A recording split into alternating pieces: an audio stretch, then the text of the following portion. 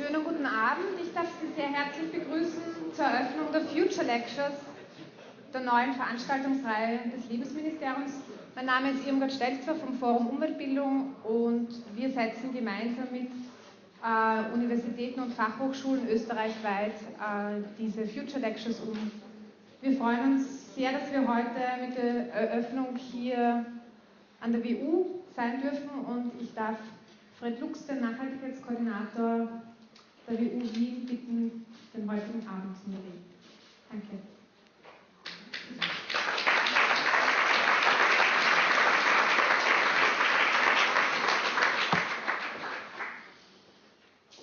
Herzlich willkommen an der neuen WU, meine Damen und Herren. Ich freue mich sehr, dass Sie so zahlreich erschienen sind, wie man das so schön sagt.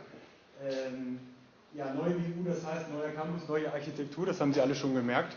Ganz großartig auch als Symbol für Nachhaltigkeit und Wandel an einer großen Universität. Neue WU heißt auch neue Technik. Wir sind gerade so ein bisschen dabei, das auszubügeln, aber im Moment sind wir guter Dinge, dass alles unfallfrei über die Bühne geht. Nur wenn ab und zu mal ein Mikro hakt oder jemand technikmäßig auf die Bühne läuft, dann starten Sie uns das einfach, weil, wie gesagt, wir üben noch ein bisschen. Neue WU heißt auch, und das stand ja auch in der Zeitung und auch auf einigen Plakaten, Rethink Economy. Ein sehr schönes Motto, wenn man als Nachhaltigkeitskoordinator in einer Hochschule arbeitet, wenn die Hochschule von sich sagt, dass sie Rethink Economy in Zukunft betreiben will. Und das tun wir hier und dazu ist diese Veranstaltung zweifelsohne auch ein Beitrag, dass hier zukünftig noch mehr als ohnehin schon über Nachhaltigkeit gesprochen und nachgedacht und publiziert und gelehrt wird. Für mich heißt neuer Campus aber auch, dass die Hochschule sich noch mehr als früher am öffentlichen Diskurs beteiligt und sich sozusagen öffnet. Und ich glaube, dass dieser Campus auch einfach ein Symbol dafür ist, dass hier aufgemacht wird und dass gesprochen wird und dass man sich über Nachhaltigkeitsthemen streiten kann.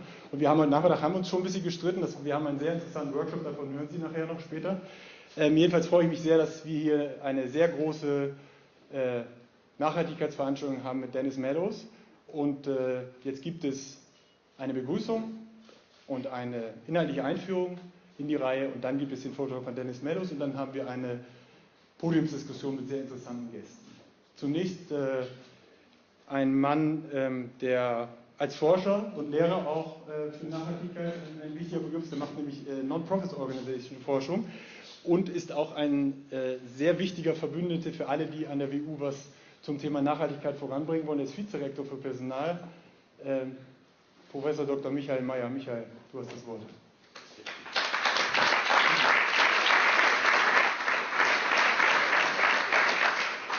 Good evening. I was prepared to do my welcome address in English, but I will switch to German, if you allow it. Herzlich willkommen an der neuen WU. Wir freuen uns sehr, dass diese Future Lectures Series heute an der WU startet. Ich denke, das ist ein starkes Signal.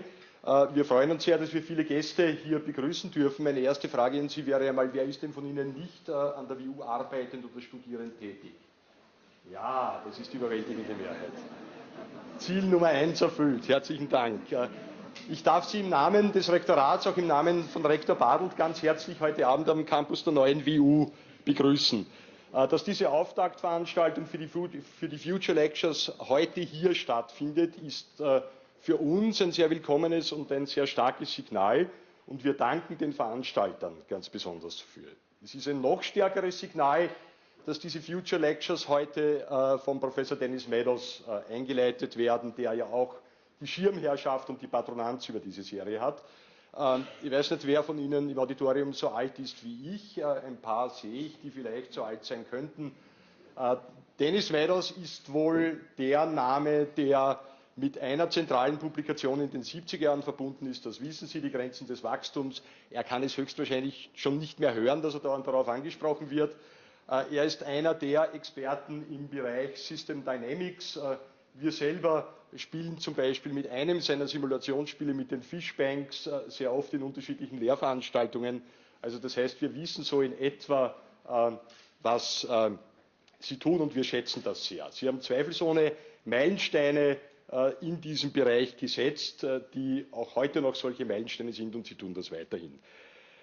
Dass diese Veranstaltung von einem österreichischen Bundesministerium mit initiiert wurde, ist eine weitere Ehre. Das Lebensministerium, das ging ja fast so ein bisschen wie Orwell, da gab es auch so ähnliche Ministerien, also ausgesprochen das österreichische Bundesministerium für Landwirtschaft, Forstwirtschaft, Wasserwirtschaft und Umwelt, ging schon nicht mehr ganz so groß, aber das ist natürlich eine ganz wesentliche Aufgabe dieses Ministeriums. Ich möchte mich beim Peter Iwanjewitsch ganz herzlich bedanken, dass er die WU auch ausgewählt hat, um hier die Start-Lecture zu machen. Dankeschön.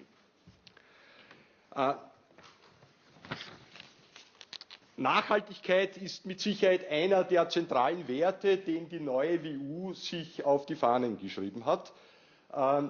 Wir tun dazu einiges. Wir haben heuer im Sommer ein Kompetenzzentrum für Nachhaltigkeit gegründet, welches die Forschung und die Lehre in diesem Bereich koordinieren soll und noch stärker zeigen soll, dass es schon bislang viele Menschen an der WU gibt, die sich mit diesen Themen beschäftigt haben und dass es hoffentlich noch mehr werden. Wir haben Nachhaltigkeitsthemen auf ganz unterschiedlichen Stufen des Bologna-Systems eingeführt.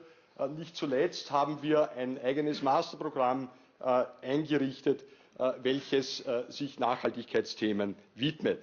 Wir hoffen, dass das auch starke und ernst gemeinte, also dass das auch starke Signale sind, die zeigen, dass es der WU, der hat man das ja nicht immer zugeschrieben, muss ich ehrlicherweise sagen, dass es der WU mit diesem Thema ernst ist. Und die Future Lectures, die heute beginnen, sind hoffentlich ein weiteres Signal in diese Richtung. Darüber hinaus, Fred Lux hat schon angesprochen, und Sie zeigen es durch Ihre Vielfalt, die Sie hier den Weg an die WU gefunden haben. Darüber hinaus ist uns so etwas wie Weltoffenheit, wie Offenheit im Denken und Handeln, Offenheit für neue Ideen auch ein ganz zentraler Wert, und auch dieser soll durch Veranstaltungen wie diese gelebt werden. Dieser Campus, der soll ein offener Campus sein. Dieser Campus, der soll für Menschen da sein, die sich der geistigen Auseinandersetzung mit den zentralen Fragen unserer Zeit widmen wollen.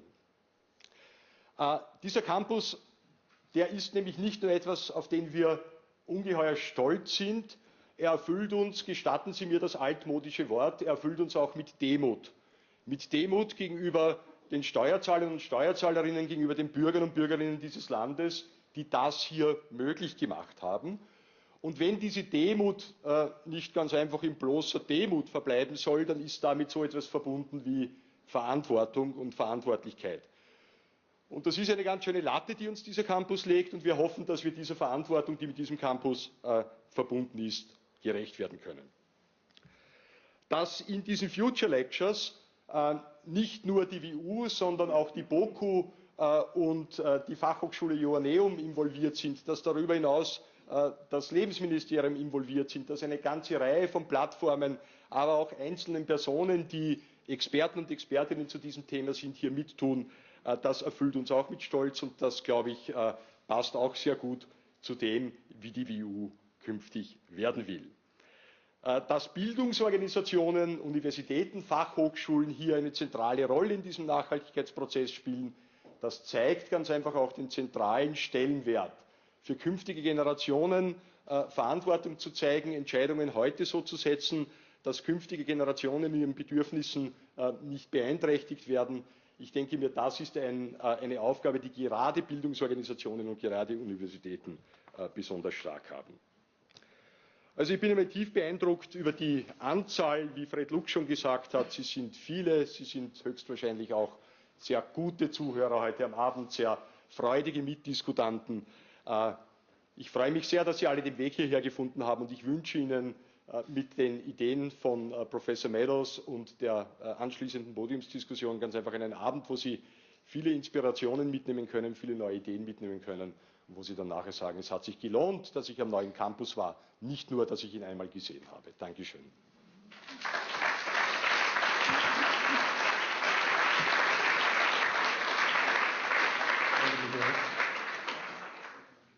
Ja, jetzt kommt eine inhaltliche Einführung von Dr. Peter Iwanjewitsch.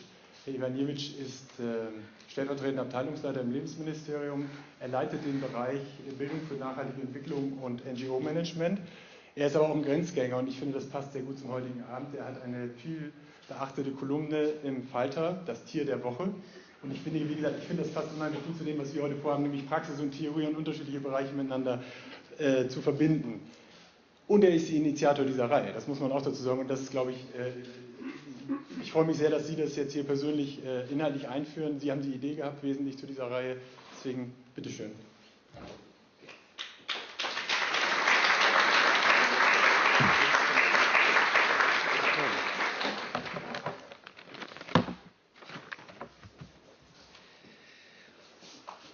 Ja, einen schönen guten Abend und vielen Dank, dass ich hier... Entschuldigung, habe ich es nicht gesagt? Einen schönen guten Abend und vielen Dank, dass ich hier Sie mit der zentralen Frage der Philosophie beschäftigen kann. Was soll das alles? Future Lectures, nachhaltige Entwicklung, Lebensministerium. Ich danke Ihnen, ich wurde schon oft als Lebensmittelministerium bezeichnet, dass wir nicht sind. Wie passt das eigentlich zusammen? Wir verstehen uns als erste Stelle zwar nicht für die Universitäten, aber als Anlaufstelle für nachhaltige Entwicklung in seiner ganzen Vernetztheit und Systemimmanenz. Die Universitäten haben wir als wichtige Partner lokalisiert, die hier als Intelligenz des Landes die Idee einer nachhaltigen Entwicklung in seinen verschiedenen Facetten hinaustragen können, beforschen können, umsetzen können, mit Partnern weiterentwickeln können. Ich hatte heute einen sehr interessanten Tag mit Dennis Meadows in einem Workshop und eine der zentralen Fragen, die er uns gestellt hat, war: Was verstehen Sie unter dem Begriff Sustainability? Nachhaltigkeit. Und ich greife da gerne auf Konfuzius zurück, ich sagte ja Philosophie, 6. Jahrhundert, der gefragt wurde, was er als erstes täte, wenn ihn der Kaiser mit der Führung der Regierungsgeschäfte beauftragen würde. Und er hat gesagt, die Begriffe richtigstellen, also die richtigen Worte verwenden. Und insofern ist die Frage, was bedeutet Nachhaltigkeit eigentlich, eine sehr zentrale. Und in den 20 Jahren, wo ich hier in diesem Bereich, in dem Ministerium tätig bin, habe ich immer wieder diese Frage gehört. In jeder Expertenkonferenz gibt es einmal den Punkt, wo am Schluss das Wort selbst hinterfragt wird, angegriffen wird, in seiner Bedeutung und Aussagekraft kritisiert wird. Was bedeutet Nachhaltigkeit? Und 1713, und insofern ist es ein sehr gutes Jubiläum, 1713 hat der Hans Karl von Carlowitz ein zentrales Werk, das diesen Begriff in die deutsche Sprache eingeführt hat, herausgebracht, Silvatica Economica, Silvicultura Economica, und mit dem schönen Untertitel Haushaltliche Nachricht und naturmäßige Anweisung zur wilden Baumzucht. Und seitdem, so nur unter uns gesagt, witzeln wir manchmal im Umweltbereich des Ministeriums, dass die Förster die Nachhaltigkeit ja erfunden haben. Er war ein Forstmann, Berghauptmann und hat diesen Begriff in einer eigentlich fast visionären Weise vor 300 Jahren schon definiert und entwickelt. Und ich denke, es ist wichtig, ein bisschen im Sinne Konfuzius die Begriffe richtig zu stellen. Es ging ihm um eine immerwährende Holznutzung. Und Holz war das Erdöl der damaligen Zeit. Holz war nicht nur die primäre Energiequelle, Holz wurde im Bergbau verwendet, mit Holz hat man Kriege geführt in Form großer Flotten und Holz war unterschiedlich verfügbar. Und nach dem 30-jährigen Krieg in Deutschland gab es durchaus Orte, Flecken, wo eine Holzkrise aufgetreten ist und wo sich Leute darüber Gedanken gemacht haben, wie denn das zu lösen sei. Und auch insofern bin ich sehr froh, dass wir heute auf der Wirtschaftsuniversität diese Reihe beginnen, weil hier der Konnex zwischen Ökologie und Ökonomie und auch der sozialen Dimension sehr, sehr deutlich wird. Was war aber auch der Hintergrund damals schon, und das war eine der visionären Analysen des Hans Karl von Carlowitz, dass er gesehen hat, dass auch die kurzfristige Nutzung damals schon, und da haben wir uns kaum verändert, eine wesentliche Ursache des Problems war. Man hat Wälder gerodet, um dort Felder anzubauen. Und auf den Feldern konnte man einen kurzfristigen jährlichen Ertrag nach Hause ziehen. Einen Wald zu Pflegen war eine langfristige, und das wissen ja, davon sprechen ja die Förster immer, Aufgabe, die eigentlich nie dem, der es initiiert, zugutekommt, sondern immer der nächsten Generation oder der lieben Posterität, wie das der Hans-Karl von Karlowitz in seiner barocken Sprache formuliert hat. Und auch hier, Sie spüren es schon, der Verweis auf die zukünftigen Generationen, nicht nur auf die eigene Nachkommenschaft, sondern eine ganze Generation, ist ein wichtiges Ding, das wir später im Brundtland-Report wiederfinden, die Sorge für die künftigen Generationen zu tragen. Und hier hat er die wesentlichen Elemente klar festgelegt. Wie kann man eine Versorgung mit einer ganz wichtigen Ressource sicherstellen in einer Gesellschaft heute, aber auch für die zukünftigen Generationen. Ohne, und das war damals im 18. Jahrhundert ja eine sehr beliebte Form, Kolonien auszubeuten, sondern hier und da vor Ort eine Baumzucht zu betreiben, die kontinuierlich einen Ertrag abwirft. Und mit dieser Frage beschäftigen wir uns heute in einer Wirtschaftskrise immer noch. Wie können wir kontinuierlich einen sinnvollen Ertrag bekommen? Wie können wir unsere Ressourcen nutzen, ohne sie überzunutzen? Und diese Frage, denke ich mir, verdient höchste Aufmerksamkeit, verdient höchste Exzellenz und Intellektualität, die wir auf Universitäten finden. Und nicht nur auf Universitäten wie die Wirtschaftsuniversität, der Fachhochschule Johanneum, der Universität für Bodenkultur oder den vielen anderen Universitäten. Wir müssen einfach gemeinsam darüber nachdenken, wie wir diese Zukunft gestalten wollen und darüber nachdenken, was der Beitrag jedes Einzelnen, ob er als Forscher oder als nur ziviler Konsument tätig ist, sein kann. Diesen Sinn, diese Vision trägt diese Future Lectures. Ich danke Dennis Meadows vielmals für seine Zeit, die er hier mit uns verbracht hat und dass er bereit war, seinen Namen für diese Serie herzugeben und uns zu inspirieren. Thank you very much. Und ich denke mir, damit endlich Schluss mit den Vorreden, der Hauptakt und dazwischen noch der Fred Lux. Ich danke Ihnen vielmals.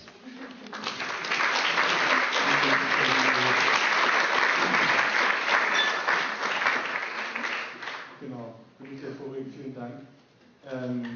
Dennis, man sagt ja schon, Dennis, wenn das muss man nicht vorstellen, ich stelle ihn trotzdem kurz vor. Ich bin zu jung, um das Buch damals gelesen zu haben, als es rausgekommen ist, aber ich habe es später gelesen und habe dann davon inspiriert meine Doktorarbeit geschrieben. Insofern hat es auch für mich persönlich einiges an Bedeutung. Dennis Meadows hat, wie gesagt, die Grenzen des Wachstums wesentlich mitgeschrieben und dann auch den Diskurs wesentlich mitgeprägt, aber auch nach dem heutigen Nachmittag würde ich sagen, ihn darauf zu reduzieren, wäre sicher unfair, weil er hat auch noch ganz andere Dinge gemacht. Er war am MIT, hat in verschiedenen Positionen, hat in New Hampshire gelehrt, hat übrigens in unterschiedlichen Fakultäten auch gelehrt und nicht nur Business Administration und Economics. Und das hat sich heute Nachmittag auch gezeigt. Also nicht, dass wir in allen einig werden, aber auf jeden Fall eine wahnsinnig inspirierende Diskussions- und Gesprächspartner. Und ich freue mich sehr, dass er jetzt in aller Ruhe seine Thesen ausbreiten kann. Dennis, the floor is yours. Thank you.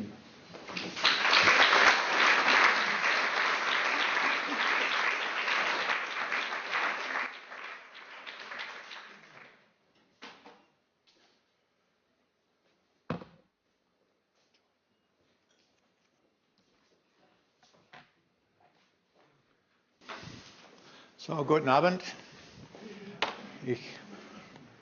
Es ist für mich immer ein großes Vergnügen, hier in Wien zu sein. Ich wohnte hier tatsächlich zweimal, vor 30 Jahren und dann vor 20 Jahren.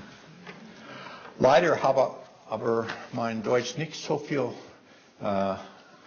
verbessert, dass ich kann meine Vorlesungen auf Deutsch halten und muss, wie Sie schon wissen, leider auf Englisch wechseln.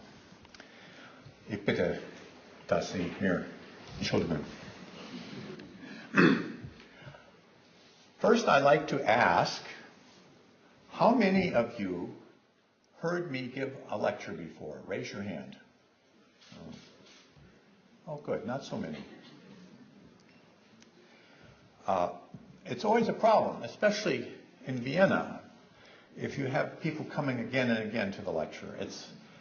When I was professor, if the students came again and again to my lecture, I didn't want to change my examinations, so I just changed the answers. I don't have to do that tonight, except in one way. I have said many times, now it's too late for sustainable development. But of course, the Gastgeber, Fred, has just come to this fabulous university to create a program on sustainable development. So I'm not going to say it's too late. I'm going to say it's now just the time. Except we have to change how do we understand the term sustainable development. I was trying to think what I should say tonight, and I remembered in the last weeks, so last week, I received 2 email messages. One from a woman in California, and one from a student, a male guy student in the Netherlands. And both of them said in their message, please help. On the one hand, I want to be honest about what's coming. I don't want to lie to myself about the problems that we have. But on the other hand, I don't want to become so pessimistic and so depressed that I'm not able to do something about it. How to hold these 2 things together in the same cup: honesty and optimism. That's what I'm going to talk about tonight. I'm going to use some slides. Don't write down these slides. Here,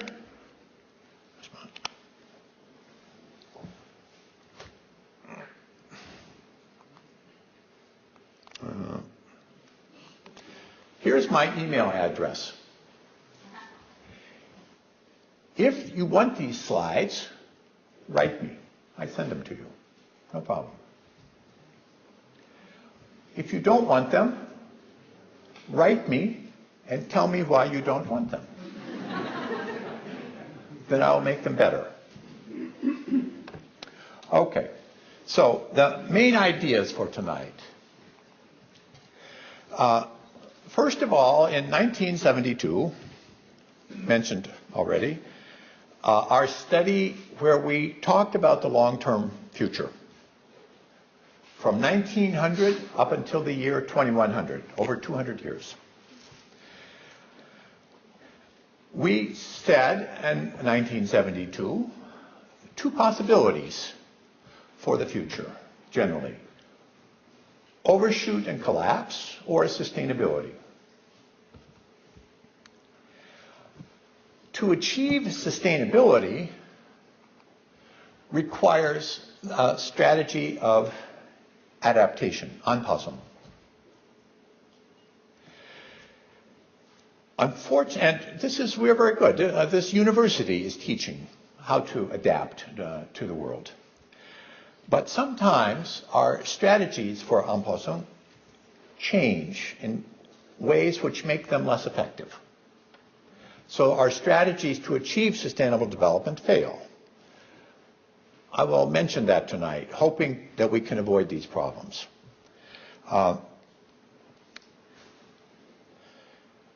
Because, unfortunately, we have so far failed to adapt, we are still on the path of overshoot and collapse. And sustainable development is still possible, but we have to change our habits soon. And I will talk about how this could be done at the personal level and at the level of the university. Now, my game Fish Banks was mentioned. It teaches about sustainable use of resources. That game takes 2 hours to make basically one idea. I have 45 minutes to make basically 200 ideas. So I'm going to have to hit just the high points. Sorry. And then finally, at the very end, I talk about how we can start taking action.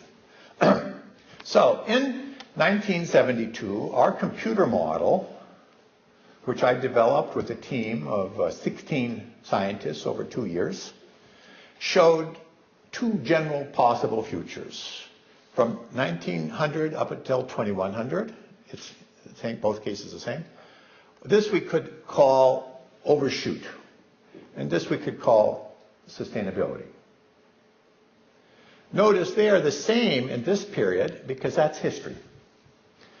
Here we were when we wrote the book, 1972, looking ahead.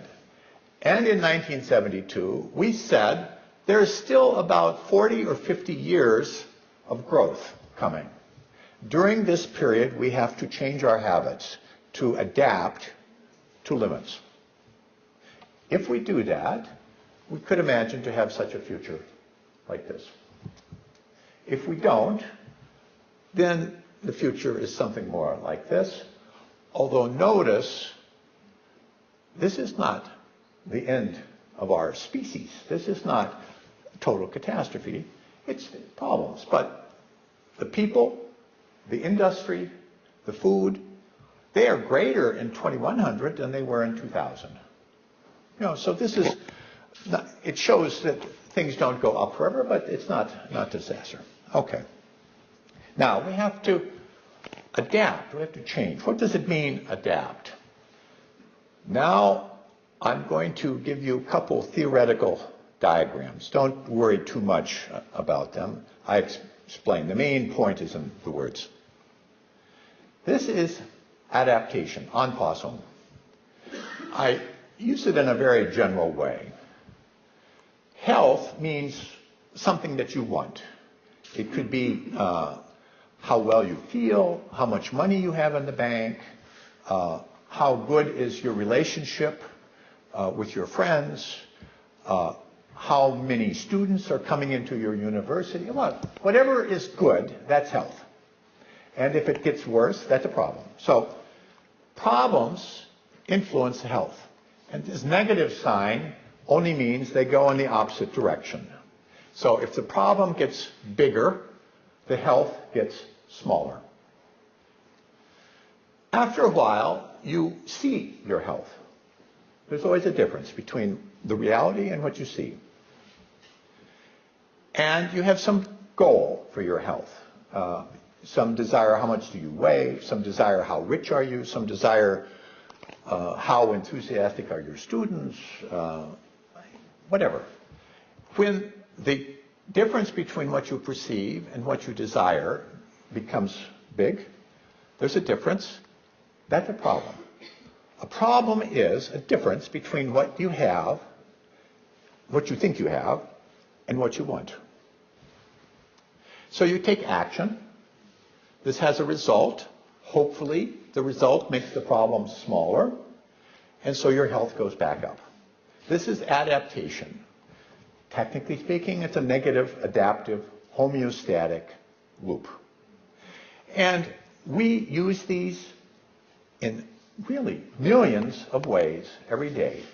Everything from our biochemical processes to our psychological processes to our economic activities, they are adaptive, always solving problems.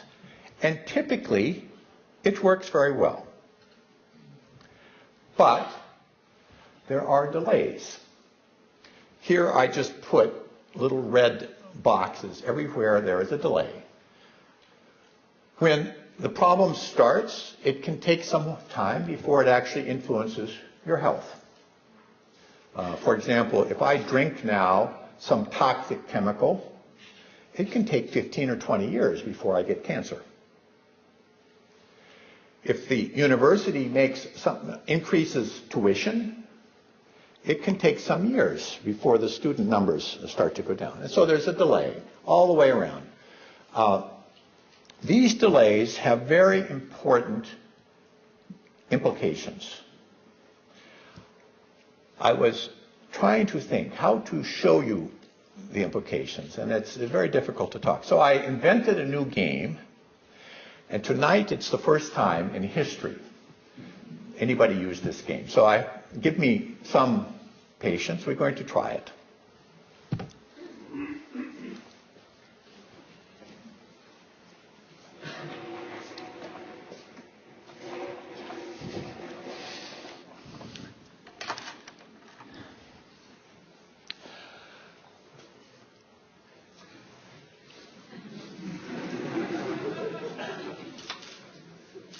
Okay. Imagine, big job for you, but imagine this is sustainability. We want to get to sustainability. We're starting here. Okay, so now I'm going to bring up some volunteers from the audience to help me to get to sustainability. Please come. Thank you. So, now, your name is? Stanislav. Stanislav, okay. So Stanislav puts his pen here to start. And stays. Okay. Now, you keep your pen on the paper. So when you move your pen, it makes a line. Mm-hmm. In a moment, I am going to describe a certain sustainable condition. And your goal is to take your pen to that sustainable condition as quick as possible. Okay. I just make a point. And so no tricks, just when I say go, immediately you move your pen from there to this point as quick as you can. And every time I change direction? No, you just go as fast as you can. And when you get there, you stop. Mm-hmm. Okay, so, fantastic. But no delay. Now we're going to put some delays in the system. I need another volunteer. Stanislav is going to close his eyes. And your name is? Gregor. Gregor, okay. So Gregor stands here. Just right here. And holds out his hand. Are you right, left? Are you right? Right-handed, yes. Okay, that's fine. That's because you have to hold on like that. Okay. Okay. Put your pen here. And I close my eyes. Now we're going to do exactly the same thing again, except Stanislav's eyes are closed, and the only way he gets information about where I put I will put the point in a different place, of course, is Gregor has to move. You can't say anything. Okay, yeah. You can only move this hand to show him what he has to do with this hand. So a little slower, okay? Are we ready? Keep your eyes closed. Just a moment. Don't go yet. Go. No, you took your pen off. You have to leave it on. Okay, well, stop. Okay. Good. So, not quite so accurate. This is number 2. Number 1. Little overshoot, you notice. Now we're going to put in another delay. So, Helga can come up. Once again, you start here. You hold Gregor's hand. Gregor holds Helga's hand. And you close your eyes. Yeah. Me too. Yeah. Oh, now it will be interesting. I never did this before. I hope it works.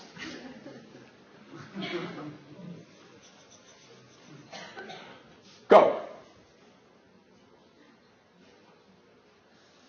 I just follow the guidelines. Huh? Not so bad. Yeah, not so bad. A little slower. Yeah. Thank you.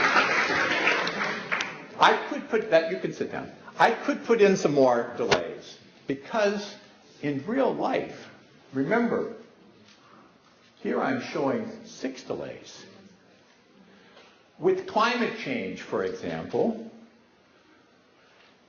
when we see that there's a problem with greenhouse gases, it's a long time before we reduce the greenhouse gases.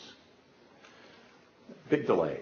Between when the greenhouse gas emissions goes down and the CO2 in the atmosphere goes down, it can be a delay of 100 years or more. Between when the greenhouse gas goes down and the ecological damage from the greenhouse gas heat goes down, it can be another several hundred years. So in real life, the delays are very long, and there are very many of them. And we see the same thing. I didn't put the time, but this was 1 second. This was 2 or 3 seconds, and this was like 5 or 10 seconds, something like that. So more starts to be more overshoot and very slower accommodation. This is our problem with sustainable development. We are trying to do something which has very long delays in it. And the result is less accuracy and more overshoot. What can we do under those circumstances?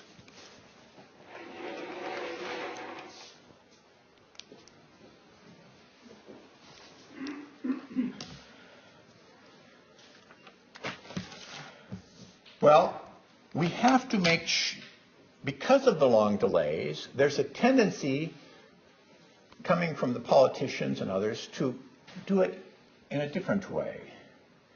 So one problem can be what we call addiction or Süchtigkeit. This is the same system as before, except 2 changes. Now, the result actually doesn't have a direct influence on the health. It just makes the perceived health look better. It's like a fat person who doesn't have any friends and eats a lot of sweet stuff because it makes them feel better, although actually it has no influence on the fact that they don't have friends. Even maybe makes it worse. Here the result makes the problem bigger. An example of this we see now, for example, with the U.S. debt. The United States is addicted to debt. We have this so-called quantitative easing. Every month, the Federal Reserve is printing from nothing out of the computer $85 billion and putting it into the system. It makes us feel better, but actually makes us worse. It's like if you have a credit card and you feel poor, you can use your credit card to buy something. In the short term, you feel better. Oh, I have something.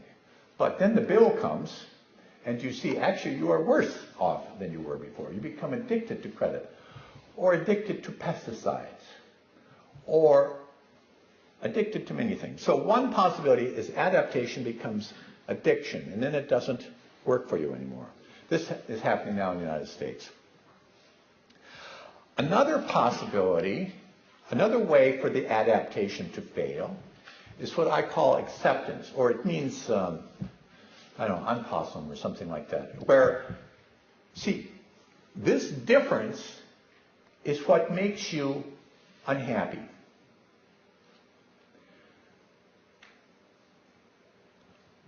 A fat person can be happy if they want to be fat.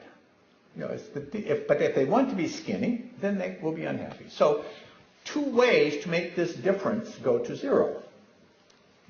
One is to get rid of the problem, and the other is just to accept it.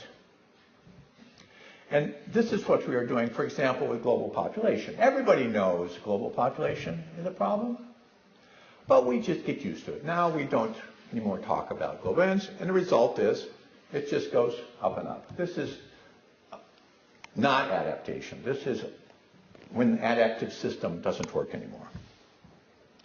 Now, under these circumstances, what to do? Well, many people ignore the ways that adaptation goes bad and assume we still are adapting. And so they promote sustainable development in the old way.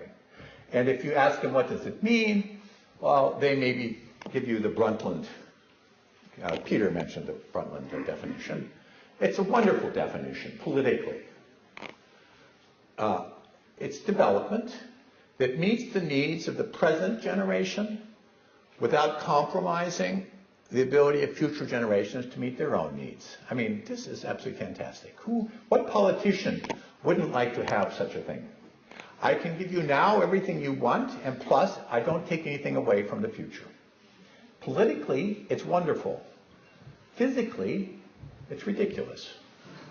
It's a fantasy. It doesn't work. And we make it even worse. If you listen now to the people who talk about sustainable development and sustainability, they have some other assumptions. The rich get to keep what they have. Even in this school, when you start to talk about sustainability, you won't be telling your students that they have to go down in their living standard, I'm sure. So the rich get to keep what they have. Maybe even we manage to keep going up a little bit. But, of course, the poor should come up. It's only fair. Why we should have a lot and they should have very little. So sustainable development somehow magically will bring all the poor up to our standards. And what's very important, this will be achieved using the current rules and habits, the current market system, the current educational programs, the current politics. It's a fantasy, but this is the idea which, if you look to see when some leader is telling you about sustainability, this is what they mean. Don't worry, I'm going to do it for you in the current system. And how? Technology. New energy, new light bulbs, genetically modified food. Just the technology is going to do it, and then everything will be fine. Well, unfortunately, this doesn't work. Recently, there was research done in Australia at the National Institute for Technology to look at our 1972 forecast to see how are we doing. This is what they report. They took 5 curves, here just 4, but they took our curves and then they compared 2 scenarios. The sustainability scenario, in each case this one, and the overshoot scenario, this one. And then they looked at historical data for the globe, for population, for industrial output, for non-renewable resources, and for persistent pollution, to try and understand where are we. And what they found is we're on still the collapse curve. Since we didn't, no surprise, we didn't change our policies, so therefore we don't change the outcome. Einstein once said, insanity is when you do something more and more, expecting it gives you a different result than what it gave in the past. And this is what we're doing. We're trying to solve the problems of sustainable development using the same policies which caused those policies in the first place. Only we'll do them harder and faster, I guess. It's not working. This is empirical data from a Belgian institute about natural disasters, so-called natural disasters.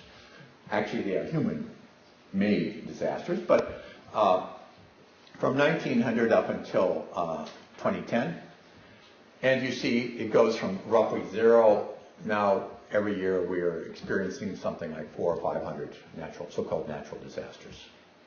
And the trend isn't going down. I mean, it's going up. So this is what happens if your adaptation process doesn't work anymore. So we need to do something different. Sustainable development is still possible, but we have to change our understanding of it, and we have to change some of our habits. Before I get into that, I'm going to give a quick exercise about habits, just to give you some practice. So, everyone, please cross your arms. Look down and see which wrist is on top. And remember, okay? Drop your arms. Fine. Now, cross your arms. And look down and see which wrist is on top. Okay? Now drop your arms again. So now let's do a survey. Who had the same wrist up both times? Raise your hand. Me too. Almost everybody. So it must be some optimum technique here, I guess. Let's see what it is. Who had the left wrist up both times? Raise your hand. Who had the right wrist up both times? Raise your hand. Ah, that's interesting. 50-50. So it's not optimal. You do it in one way, it works for you, and so you continue to do it, which is perfect. Crossing your arms is adaptive response. The problem is you want to do something which doesn't require your arms, and so you need to get your arms out of the way in order to do this thing. And if every time you had such a problem, you had to spend 5 or 10 minutes figuring out, where to put your arms, it would be a big waste. So you get a habit, crossing, and then automatically you do it. It's the same thing with our development. Over the last 150 years, we developed a set of habits about producing growth. Investments, taxes, political systems, the whole set of habits that we have. And it gave fantastic results. I mean, here we are in this beautiful, multi-$100 million campus. You couldn't have such a place like this without a century of growth. So this is good. But sometimes the conditions change. Then the habits which were giving you success start to give you failure. You have to change your habits. So I give you practice. Cross your arms the other way.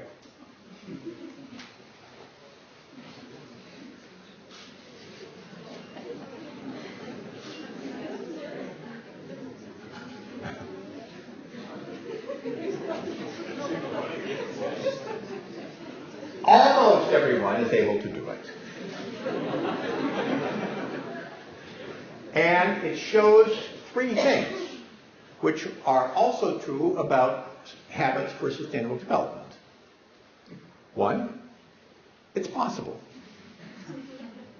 You are able finally to do it. I mean, that's important. 2, not easy. You have to think about it. And even maybe make some mistakes. No, same wrist. Try to. Still same wrist. So you make mistakes, but then finally you manage to do it. And third, very important, at first, to do this habit in a different way is not so comfortable. You just don't feel so devoted. It's the same thing with sustainable development. We will be able to do it, but we are going to have to think about it. And we will make mistakes, for sure. Unfortunately, our political leaders, our media, somehow imagine that we're going to make this change and mistakes are not acceptable. If a politician ever would stand up and say, oh, I made a mistake, out there. So we need to understand there are going to be mistakes. And we need to know that some organizations and some people aren't going to be very comfortable with the new way. Oil companies, for example, are going to be very uncomfortable with the new way. Some politicians are going to be very uncomfortable with it. But there we are. We just have to understand this is the situation. And we shouldn't look for some policy which everybody agrees to and offers no possibility of mistake. We never will find it. If we remember these three principles, it's possible, but you have to think about it and be willing to be uncomfortable for some time, then I think we will succeed. Now, what does that mean? Well, I'm going to list 3 ways that we have to change our habits. I speak at a general level, and then I will come down and talk about what does this mean for people, and what does this mean for universities. Remember, this is a very quick summary, so don't imagine you're going to get some kind of detailed recipe here.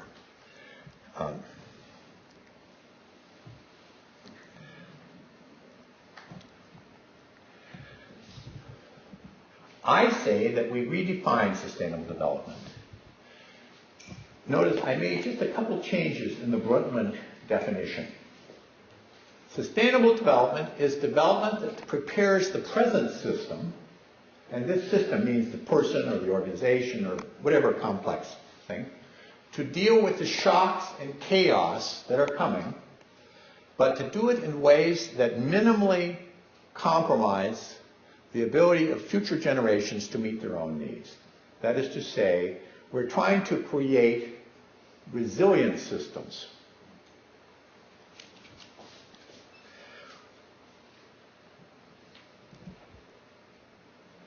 How can we do that? Well, now comes the 3 principles.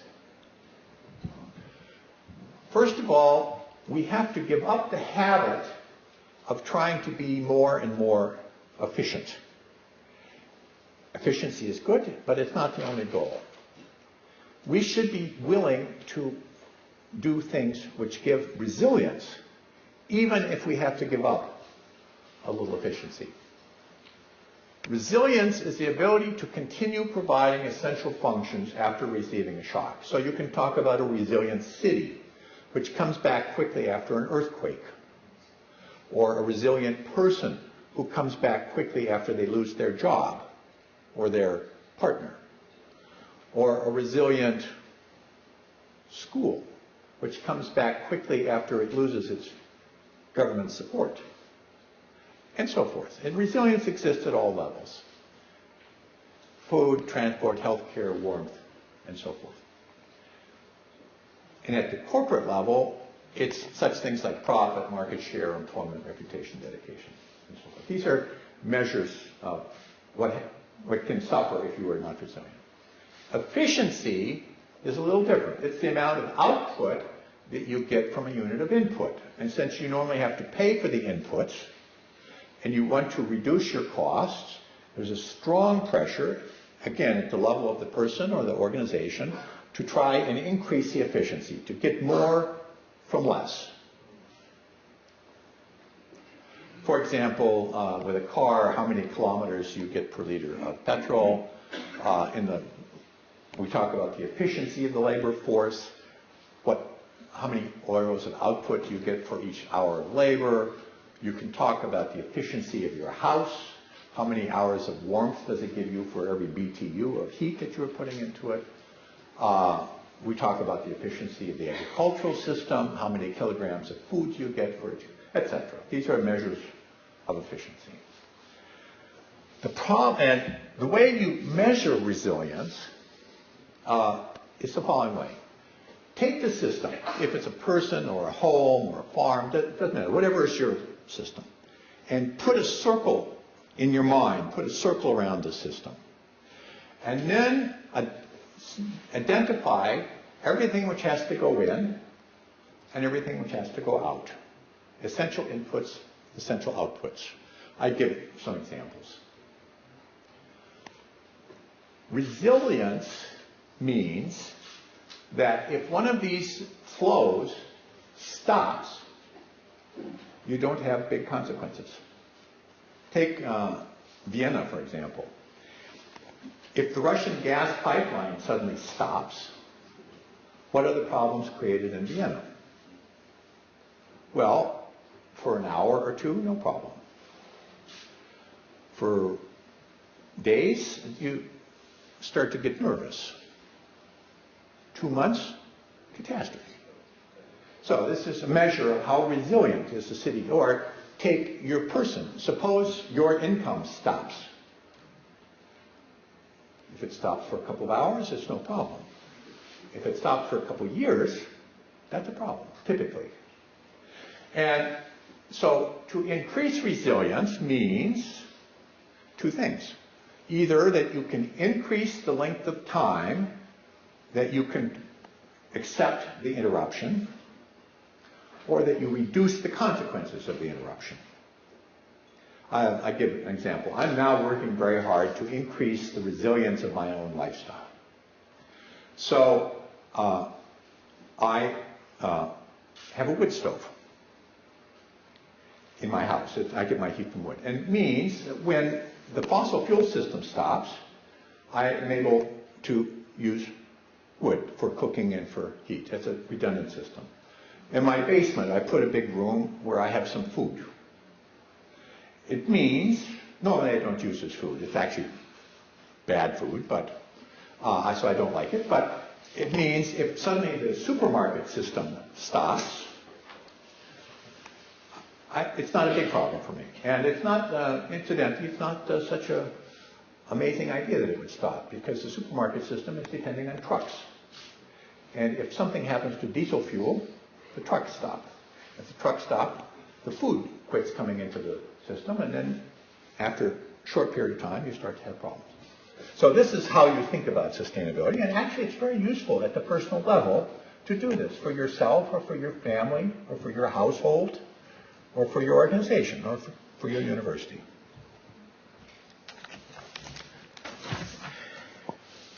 The problem for us is that there is a trade-off between efficiency and resilience. You see, if everything which gave more efficiency also gave more resilience, it would be fine. Then we could just try to increase efficiency and we don't have to worry. But no, it's not that way. At a certain point, to get more efficiency reduces the resilience. The Japanese car manufacturers discovered this when Fukushima occurred, because in the Fukushima area was one factory which was the most efficient factory for producing a particular piece which went into almost every new automobile. When Fukushima happened, the factory stopped, and suddenly Toyota and Honda and many other car companies didn't have anymore this piece. So the car companies are very efficient when the factory's working, but they are not resilient when it stops working. And it's not only cars. At the same time, in Bangkok, there were big floods. And in Bangkok was the world's most efficient producer for computer hard drives, for the memory of the computer. And when the floods came, that factory stopped, and suddenly all computer companies in the world started to have difficulty producing their things.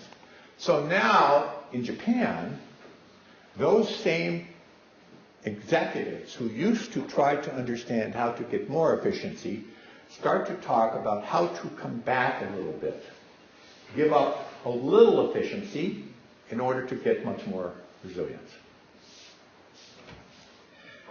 That's the first thing. The second habit, generally speaking, is to focus on universal problems rather than general problems, or global problems. If we think about the problems of sustainable development, they fall into two categories. It's not a neat division. Some have two characters, but generally speaking, global problems affect everyone, but solving them requires that everybody acts together. Climate change is a global problem. There's no way that in Vienna you can solve climate change. You can do your share, but if Beijing and Moscow and Washington and Delhi and other countries don't, then it doesn't do any good. That's a global problem. And many others, nuclear proliferation, the spread of epidemics, migration is going to be have a global problem, etc. Universal problems affect everybody, but you can solve them locally. So you can clean up the air in Vienna. You don't have to wait for Beijing or Moscow to clean up their air. And if you clean it up here, you get the benefits here. So that's the second thing. Focus on universal problems.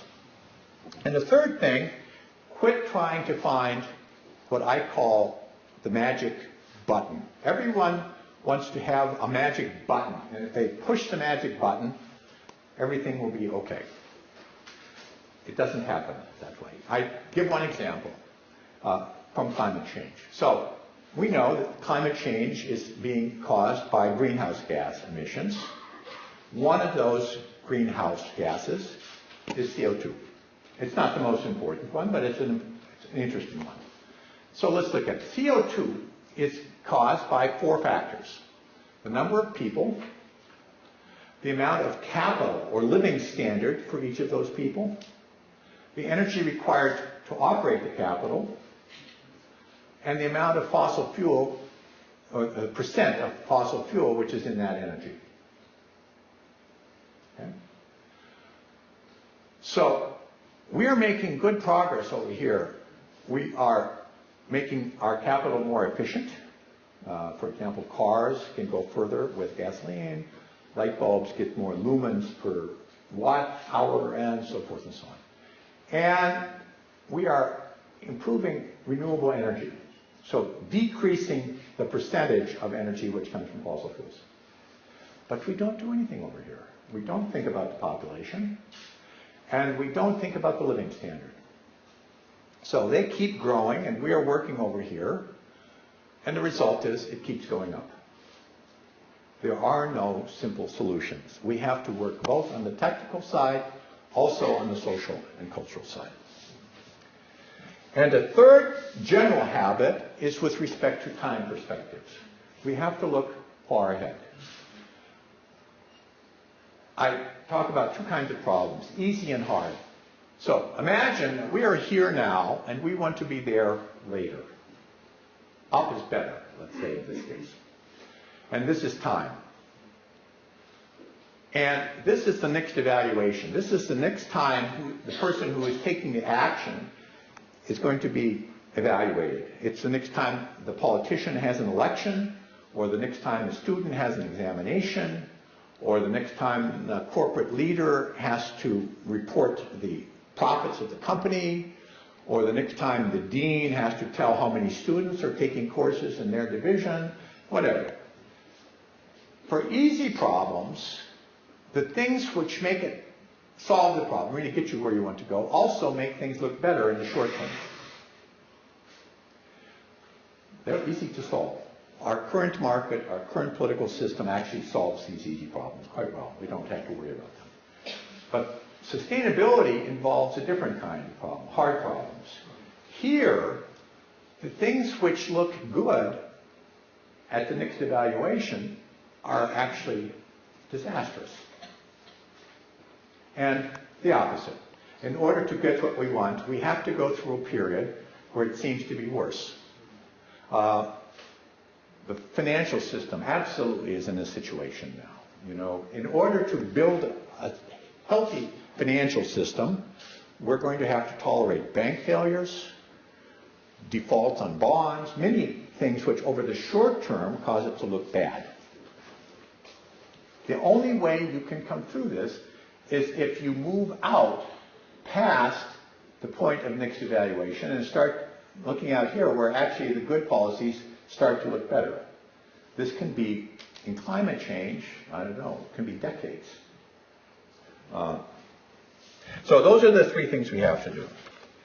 Now, what are the strategies for doing that? Well, I now have 2 minutes, and so I just go very quick. Personal strategies. First thing is, don't take me or anybody else who talks about the future so seriously. Everybody's making mistakes. Nobody really knows what's going to happen.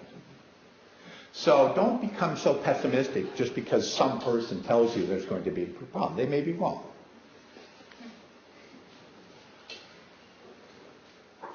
This was important for me. Understand that you can't solve the whole problem by yourself. 40 years ago, I really thought that I was going to help the globe become sustainable. And I became very pessimistic and disappointed when I didn't manage to do it. Now I understand, no. It's what I call something like the Boy Scout Patinda ethic. Leave your campsite better than you found it. Pick up a little bit, but you don't have to clean the whole place up. So for the world, leave the world a little better than you found it. If everybody does that, it will be enough. So don't get pessimistic about your failure to solve the whole problem. Your only obligation is just to do your share. Reduce the boundaries of action so that you can actually make a big impact. You can start to see what's happening inside your boundary. Nowadays, one of my boundaries is I'm building a Kleingarten program near to my house. So I took some land, I made 100 gardens, and now every day people come out and they're gardening, and I can say, oh, yeah, I did something. It doesn't solve the global problem, but I see that my actions actually had some positive influence in it. So that's what you do.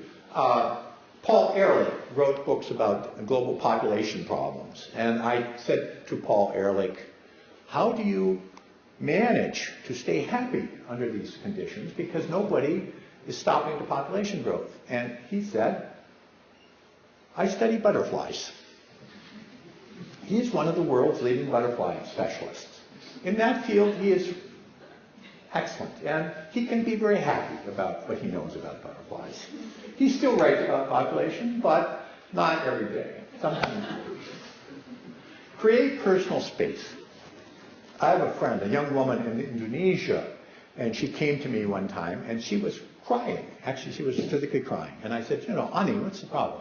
She said, she's working on global problems. She said, I have a beautiful child, I have a wonderful husband, and I never have any time for them because I'm out trying to work on environment and stuff. And I said, take your calendar for the coming year and just put X's on some days, and those are for your family. And then when somebody who wants you to solve global problems comes and says, you go to a meeting on this day, you can say, no, I'm sorry, I'm obligated. Create personal space for your time, and don't let it be driven away by global problems, because global problems take all your time. And design resilience into your own lifestyle so that you can step back a little bit and not be so tense about what happens. And value your friends. Now, this sounds silly, but actually there's big science behind this. You know that having more friends is better for your lifestyle than giving up smoking. People who have a lot of friends live longer than people who give up smoking. I mean, friends are very, very important, I think. Okay. What about universities? Well, analogously, I was a teacher, professor for 40 years. I said to myself, I have to remember, 30 or 40% of what I'm teaching is wrong. And most of the rest of it will be wrong in 10 years. So I shouldn't be so tense to make sure that everybody understands what I'm teaching, because 10 years from now, they won't need it. Rather, instead of teaching information, teach skills. And skills means real-world skills. It's one reason I like the business school very much, is that of all the faculties, the business school, all the social science faculties, let's say, the business school is putting its students most in contact with real problems. Teach about paradigms. Realize that you don't know what is the world. You have an image of the world. it can be helpful or it can be wrong. Growth is a paradigm. And we need to teach people to understand when their paradigm isn't working anymore and how to get another one. Deal with ethics explicitly. Many schools think, well, ethics, I shouldn't think about it. No, you should. I taught ethics when I was in school. I had my students. It's important because students are open to this information and it has an influence for the rest of their life. Actually, their ethics will have a bigger influence on their success than anything you teach them in class. Expand their boundaries, especially in the business school. You shouldn't imagine that you only just have to satisfy your shareholders or you only just have to get rich. You have to realize that there's a bigger ecological social system out there and you need to be aware of it and responsible for it. And then, of course, I have to put in about resilience. Teaching, measuring, increasing, how to decide how resilient is a system and what to do to make it more resilient. And recognize actually what's going on in the university, the most important thing is the personal contacts you make here. Harvard Business School is the best business school, not because it's the best teacher, but because you make the best friends there. It's true. Unfortunately, it's true. So remember that and design your system to promote it. Okay, now one more game. And then we stop. I'm almost finished. Now I'm going to show you the most important thing from this whole lecture. If you forget everything else, remember this. Put your stuff down. You have to put down your stuff. I'm going to ask all of you to clap your hands at the same moment. It's easy. I will count to 3. 1, 2, 3. And then I will say, I'm speaking in the subjunctive now. Das würde ich lieber machen. Habe es noch nicht gemacht. So, I will say 1, 2, 3, and I will say that word. And then everybody claps. Okay. Now, if we're successful, then outside they hear only one noise, just like that. So simple. I count to 3, then I say that word, and exactly at that moment, when I say the word, we all do it. Here we go. This, incidentally, I should say, it's not a way for me to get applause from the audience. 1, 2, 3, clap.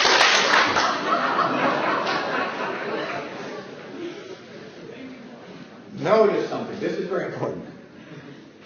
As soon as my words were different from my actions, you paid attention to my actions, not to my words. It's the same thing with sustainable development. If you go out and start talking to other people how to achieve sustainable development, but your actions are not sustainable, then nobody will be fooled. Thank you very much.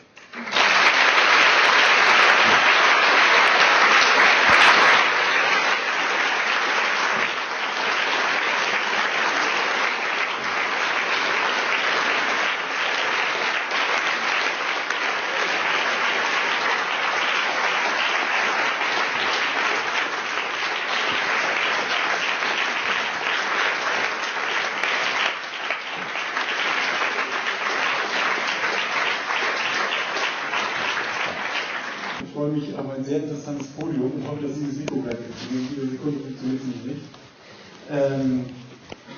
Wir hatten heute noch, wie gesagt, so eine Art Vorbereitungssession auf die Future Lectures. Und wir haben jetzt 3 Vertreterinnen und 2 Vertreterinnen und einen Vertreter der Hochschule, die daran beteiligt sind.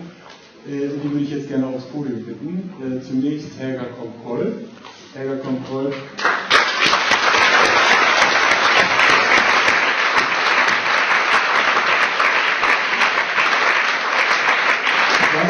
Ich mag nicht immer so gut über sie reden, ich tue es aber trotzdem. Sie ist eine der wichtigsten Nachhaltigkeitsforscherinnen des Landes war Wissenschaftlerin des Jahres in Österreich und wer aus der Zusammenarbeit kennt, dass sie eine unverzichtbare Kraft im Ringen um Nachhaltigkeit in Österreich ist. Schön, dass du da bist, Helga.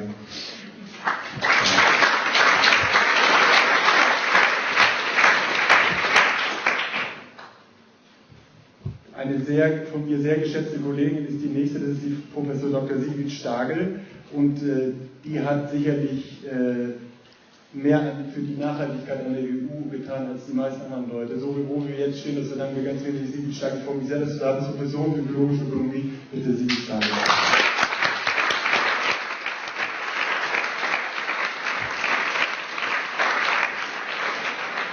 Und last but not least, Diplom-Ingenieur Johannes Haas. Johannes Haas hat sich den ersten akkreditierten dualen Studiengang des Landes ausgedacht und der heißt, wenn ich es so richtig weiß, Produktionstechnik und Organisation.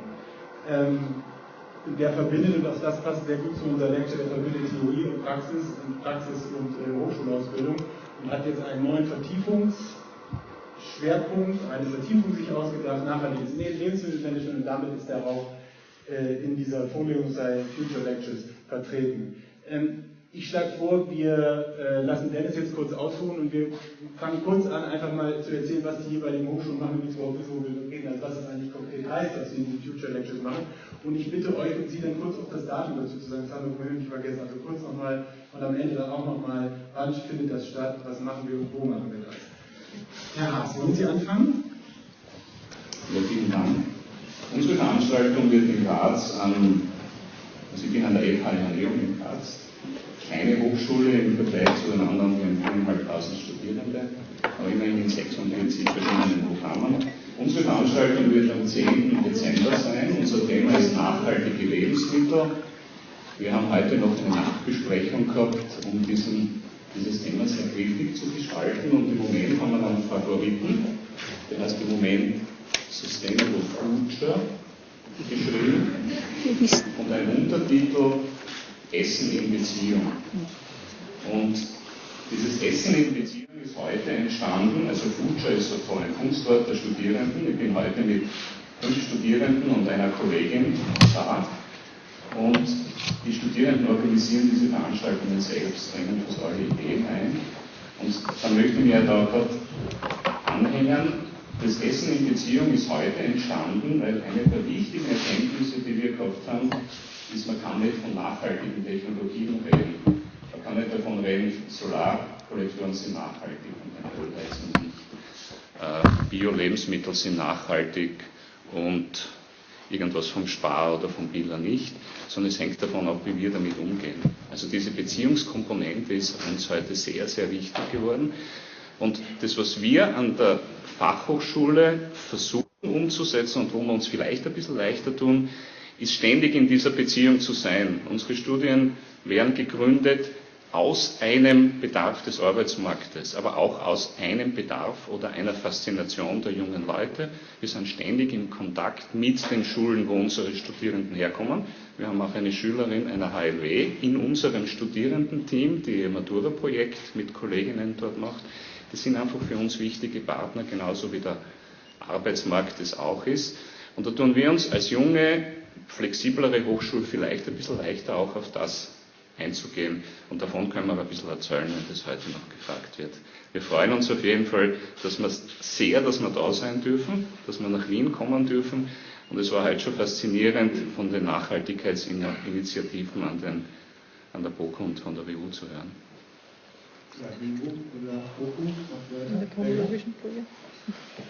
Ja, guten Abend. Also die BOKU ist als erste, jetzt als nächste Veranstaltung dran. Wir sind am 28. November dran und wir werden uns dem Problem der Ressourcenknappheit widmen. Und die Studierenden haben sich als Ressource ausgesucht Boden und Landfläche, Landnutzung. Das passt, glaube ich, sehr gut zur Ernährung. Und nachdem wir vorher dran sind, können wir sozusagen ein bisschen Vorgabe machen dazu. Es wird also darum gehen, wie schaut es mit der Entwicklung der Bodennutzung und der Landnutzung aus. Wir wollen aber auch einen zusätzlichen Aspekt hineinbringen. Wir haben vor kurzem in Zusammenarbeit mit einer BOKU-LAWAG-Veranstaltung haben wir auf dem Podium den Herrn Wagenhofer gehabt, den Regisseur von We Feed the World und von Let's Make Money und jetzt vom Alphabet. Und er hat dann letzten Endes sehr vereinfacht gesagt, das eigentliche Problem sind die Universitätsabsolventen, weil die sitzen überall an den Schalthebeln und verursachen die Schwierigkeiten. Und daher wird also eines der Themen sein, das wir auch behandeln wollen, ist, wie schaut es in der universitären Ausbildung, in der BOKU-Ausbildung mit dieser Problematik der Verknappung der Ressourcen aus? Was bekommen die Studierenden mit davon?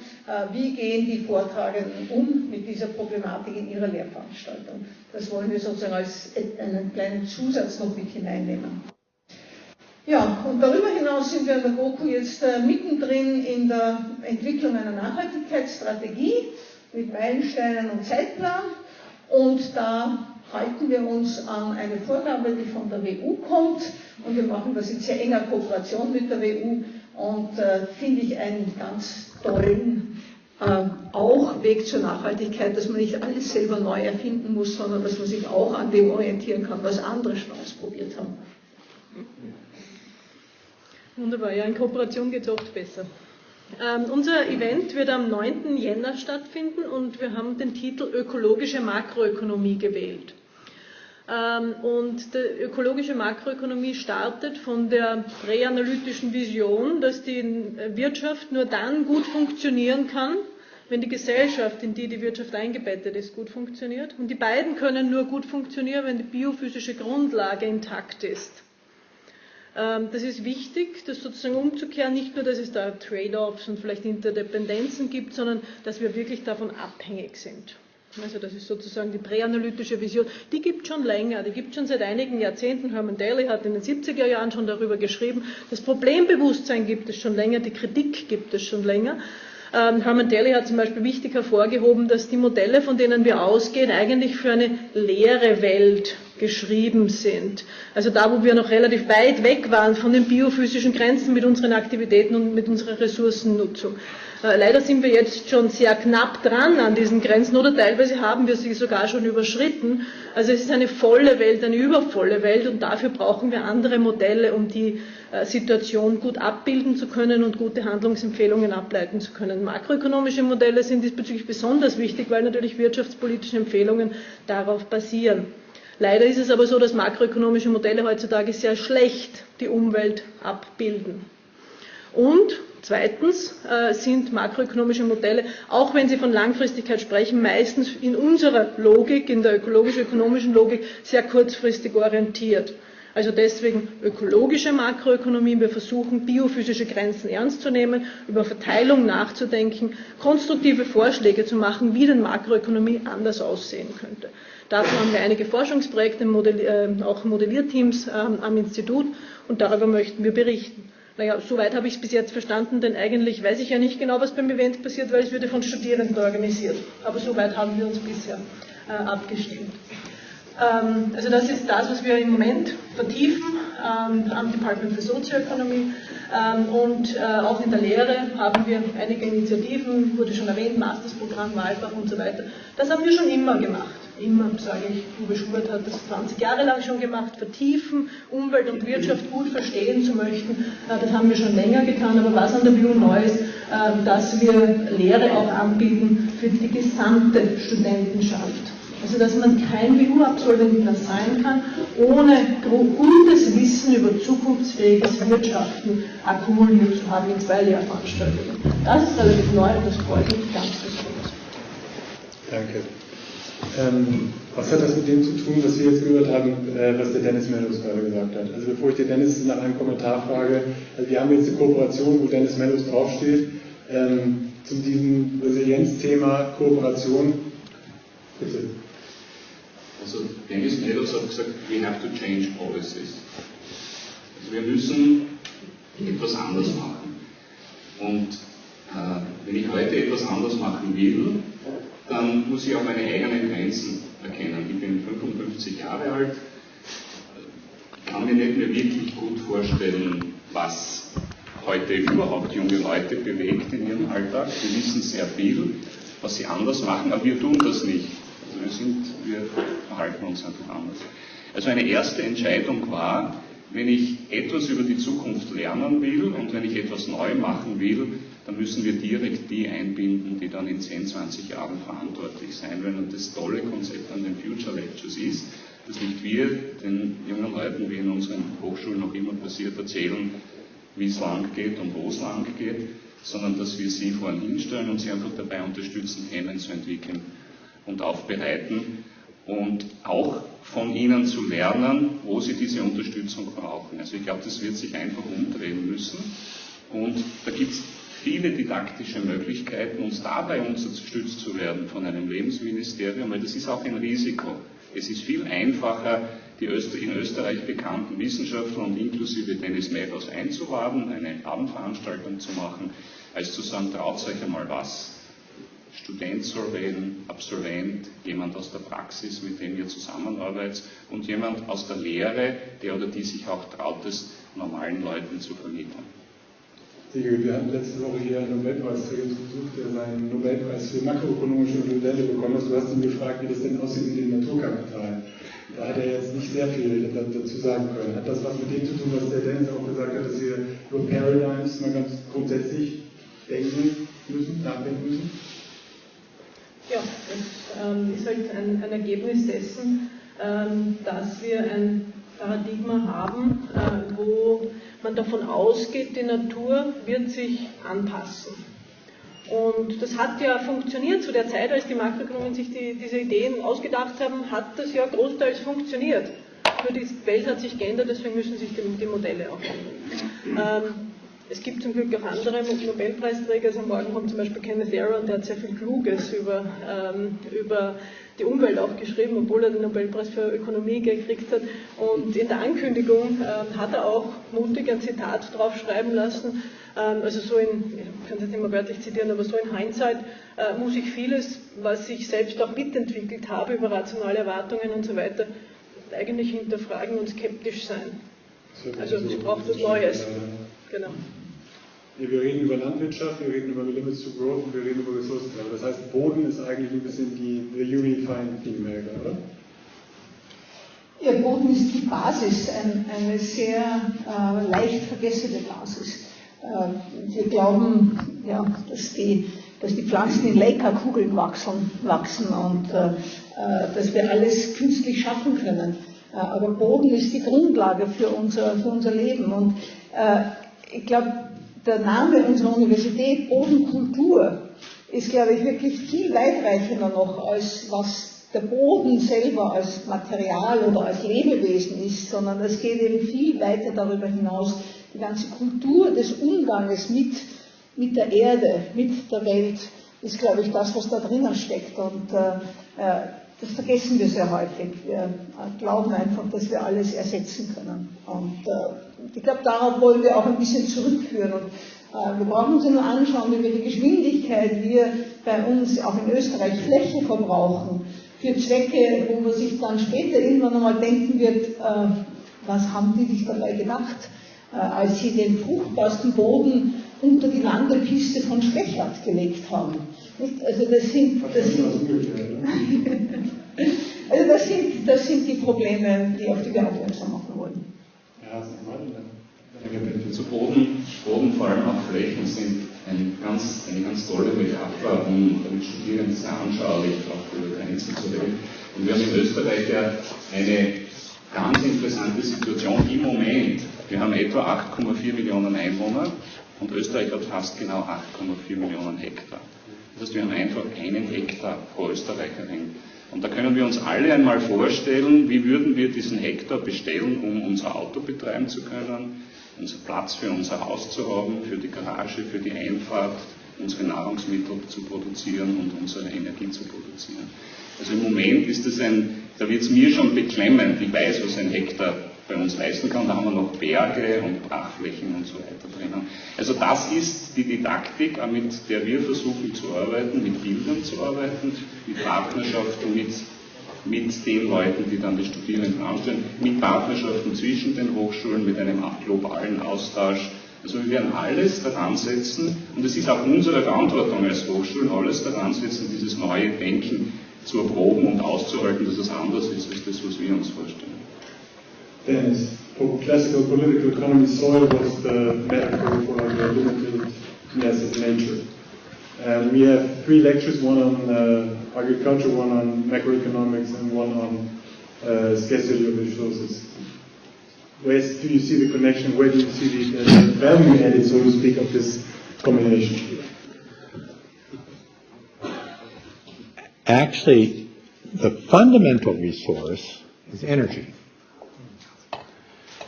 Without energy, you cannot create wealth.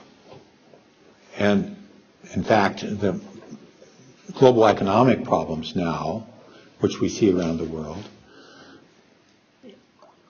even in China, come from the fact that energy, net energy, isn't increasing anymore. It's just stable. In the old days, the ground was the way we generated energy, through agriculture. And food is the form of that energy which came off. So I see that energy is the factor which unites all of these topics. Okay. Wo sehen Sie denn den Mehrwert? Also in dieser Zusammenarbeit, darauf würde ich gerne nochmal zurückkommen, bevor wir dann ins Publikum gehen. Also was ist sozusagen der Witz an der ganzen Geschichte, dass wir uns hier zusammentun mit 3 Hochschulen? Es sind ja nicht nur 3 unterschiedliche Vorlesungen zu unterschiedlichen Themen, sondern es ist ja sozusagen ein Dach darüber. Mag das jemand was sagen?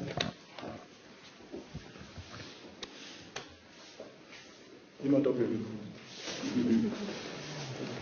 Also ich sehe den größten Mehrwert, dass wir einfach ganz unterschiedliche Kulturen an unseren Hochschulen haben. Und auch das Thema Kultur hat Dennis Netters eingebracht. Wenn ich mich von der Technologie in Richtung Beziehung zur Technologie bewege, als eigentlich Bestimmendes, was am Schluss rauskommt, bin ich sehr schnell bei der Frage, wenn wir uns alle zusammennehmen, wir haben eine bestimmte Kultur des Umgangs mit Gütern, eine bestimmte Kultur miteinander zu reden und Entscheidungen zu treffen. Und einfach, dass wir uns im Rahmen von einigen Monaten, dadurch, dass wir auch die Veranstaltungen selbst besuchen, dass wir sicher nachher das reflektieren, wie es gegangen ist, und dass wir hoffentlich etwas initiieren an unseren Hochschulen und auch in der Vernetzung, das dann weitergeht, setzen wir uns dieser Andersartigkeit aus. Also ich erwarte mir, dass wir einfach Impulse, das heißt die Studierenden Impulse mitnehmen von der Art, wie gehen WU-Studierende, wie gehen BOKU-Studierende an Fragen heran. Und was wir beitragen können, ist schon so eine bestimmte Kultur dieses beispielsweise am Bedarf direkt flexibel zu handeln. Warum haben wir einen Studium nachhaltiges Lebensmittelmanagement gegründet? Ich persönlich bin sozialisiert durch Zwentendorf. Meine Generation waren die aufgewacht sind, wie es darum gegangen ist, gegen Zwentendorf zu stimmen. Damit haben wir schon geoutet, um drauf zu kommen, eine Stimme, es war nicht eine, aber aus unserer Sicht eine Stimme hat einen Unterschied gemacht. Wir haben uns umgehört, was ist denn das Thema, wofür die jungen Leute heute brennen? Und es ist, wo kommen unsere Lebensmittel her? Sind das jetzt Lebensmittel oder Nahrungsmittel, nur Kalorien? Das ist wirklich ein Thema, das ist vergleichbar von der Intensität, von der Begeisterung. Da sind Sie bereit, ein technisch-wirtschaftliches Studium zu machen. Da sind Sie bereit, in der Freizeit am Abend nach Wien zu fahren. An der Wirtschaftsuniversität haben wir natürlich in den verschiedensten Dimensionen Wirtschaftsexpertise, aber wir sind fast alle Sozial- und Wirtschaftswissenschaftlerinnen. In unseren Projekten arbeiten wir natürlich mit Naturwissenschaftlern und Naturwissenschaftlerinnen zusammen, aber das wollen wir auch in den Veranstaltungen, das wollen wir auch mit den Studierenden schaffen, diese Interaktion zwischen den Disziplinen. Und das ist für mich einer der großen Mehrwerte in der Kooperation bei Veranstaltungen mit anderen Universitäten. Ja, ich kann das nur unterstreichen. Wir haben einige Lehrveranstaltungen, die wir gemeinsam machen, wo auch Studierende von verschiedenen Universitäten zusammen unterrichtet werden, auch zusammen Projekte machen. Aber in diesem Fall haben unsere Studierenden wesentlich mehr Spielraum, mehr Freiheit darin, welches Thema sie behandeln wollen, wie sie es aufbereiten wollen, was sie ihren Kolleginnen und Kollegen und auch dem Lehrpersonal der eigenen Universität, aber auch den Gästen sagen wollen.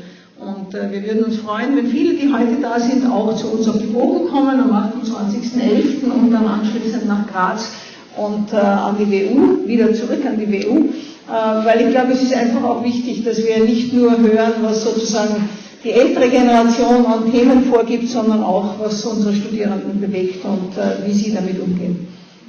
Vielen Dank. Dennis, you want to comment on that, or otherwise no? Okay, vielen Dank. Ich bin, wie Sie schon gemerkt haben, ein Mikrofon und Sie nur noch melden.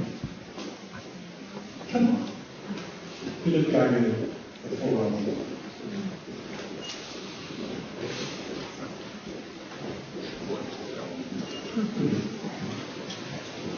Ja, ich habe eine Frage, ich arbeite in der Wirtschaft mit dem Thema Nachhaltigkeitstheorie. Wir haben schon gehört, dass die Entscheidungsträger in der Wirtschaftspolitik manchmal vor der Fragestellung stehen, was mit Nachhaltigkeit anfangen soll, ob es ein Mehrwert ist oder nicht.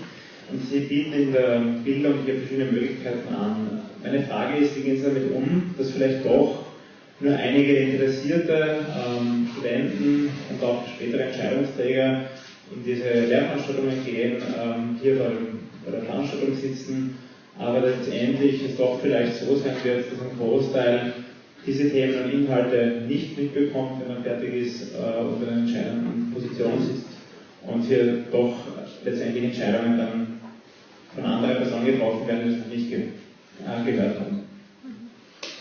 Vielleicht darf ich gleich mal einen ersten Versuch machen. Da kann ich mich nur auf Dennis Meadows berufen, der vorhin gerade gesagt hat, keiner muss die ganze Welt retten. Wir fangen einmal an mit denen, die bereit sind zu kommen.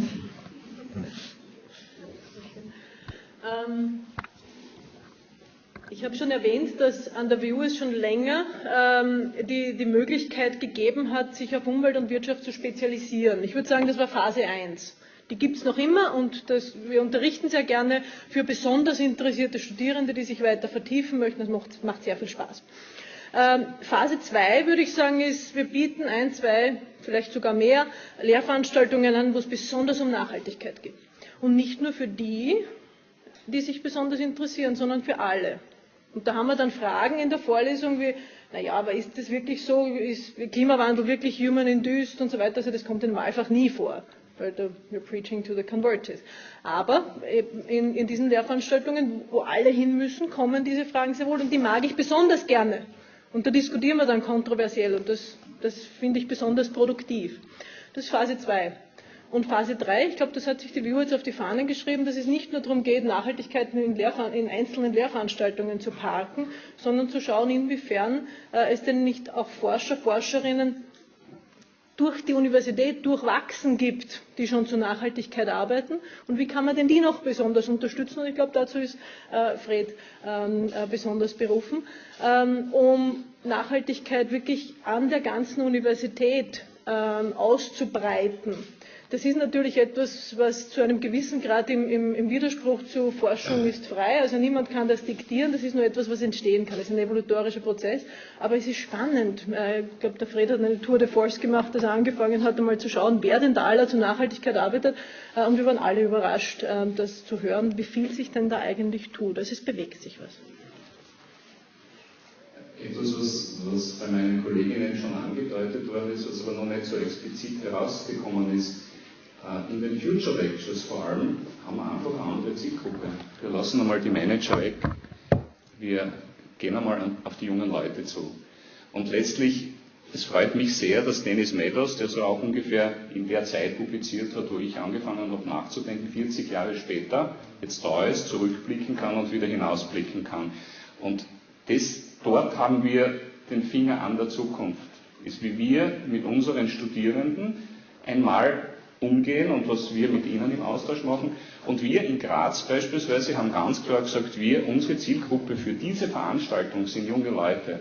Und ganz speziell die Zielgruppe der 18- bis 25-Jährigen. Wir werden alle Absolventen, Absolventinnen von Fachschulen, die Matura-Klassen aus den berufsbildenden höheren Schulen, aus den Mittelschulen, aus den Gymnasien etc. einladen. Und natürlich darf jeder kommen. Also jeder, der sich jung genug fühlt und sagt, ich bin für diese Veränderung bereit und kann noch einmal, oder habe mir das schon bewiesen, ich kann noch einmal umschalten, darf auch kommen. Also wir arbeiten ganz stark mit dem Element Bildung, mit dem Element Erleben in der Phase des Lebens, wo man Beziehungsentscheidungen trifft, Entscheidungen, wo möchte ich leben, was möchte ich arbeiten und für wen möchte ich arbeiten, mit dem Vertrauen, dass in einer langfristigen Entwicklung das irgendwann einmal sehr stark zurückkommt. Dankeschön. Ja, was mich interessieren würde, als Wort an Januar, ich bin Absolvent dieser Wirtschaftsuniversität in Wien als Volksfahrt und finde es toll, dass das Thema Nachhaltigkeit so weit platziert ist. Mein Beruf im Feld hat mich das wieder stärker eingeholt. Ich bin auch Techniker, schon im Herkunftsberuf, also komme von der Chemie her. Meine Frage ist aber, und da hat mich Dennis Redos auf die Idee gebracht, Action ist wichtiger als Worte. Jetzt hat mich interessiert, wir sitzen in einer ganzen tollen Gebäude, also ich war wirklich sehr beeindruckt über diesen Campus, wenn ich reingekommen bin. Und da frage ich mich, gibt es sowas wie einen Energieausweis, diese Gebäude? Inwieweit wird die Nachhaltigkeit hier realisiert? Und ich habe mich gefragt, wo ist die Photovoltaikanlage? Oder die sieht man ja wahrscheinlich von unten nicht. Ne? Also das heißt, inwieweit ist dieses Gebäude essentiell aufgestellt, wenn irgendwo mal Stromausfall ist, dass es auch noch funktioniert. Und ich sehe einen tatsächlichen Vogel rechts von mir, wo ich sowieso rechts. Also das sind so Fragen, die mich bewegen. Ich fürchte, das muss ich beantworten, aber ich muss in die Mikro gehen. Also Nachhaltigkeitsgesichtspunkte in ökologischer und sozialer Hinsicht sind auf diesem Campus von Anfang an berücksichtigt worden und wir haben auch nach Green Building Standards gebaut. Wer sich damit auskennt, weiß, dass es nicht so viel sagt. Wir sind aber gerade dabei, auch Zertifikate zu bekommen und eines der Gebäude kriegt ein Goldzertifikat wahrscheinlich und bei den anderen, wir sind noch nicht ganz sicher, aber es ist jedenfalls berücksichtigt und dasselbe gilt auch für die Barrierefreiheit. Beantwortet das schon was? Sustainability okay. of these buildings. Okay. Whether these buildings are sustainable. Nein, aber 70% der Campus kommen aus Geothermie. So, jetzt hoffentlich sind Sie nachhaltig beeindruckt. Sie haben hier die Chance, mit einem weltberühmten Systemwissenschaftler zu sprechen und Fragen zu stellen. Jetzt hätte ich gerne eine Frage an Dennis Redos.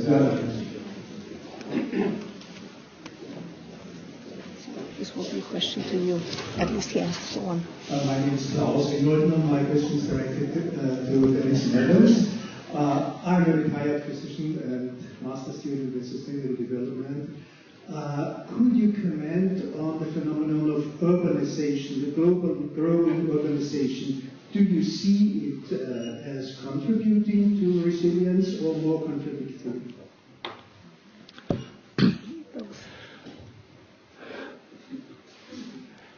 So the question is, could I comment?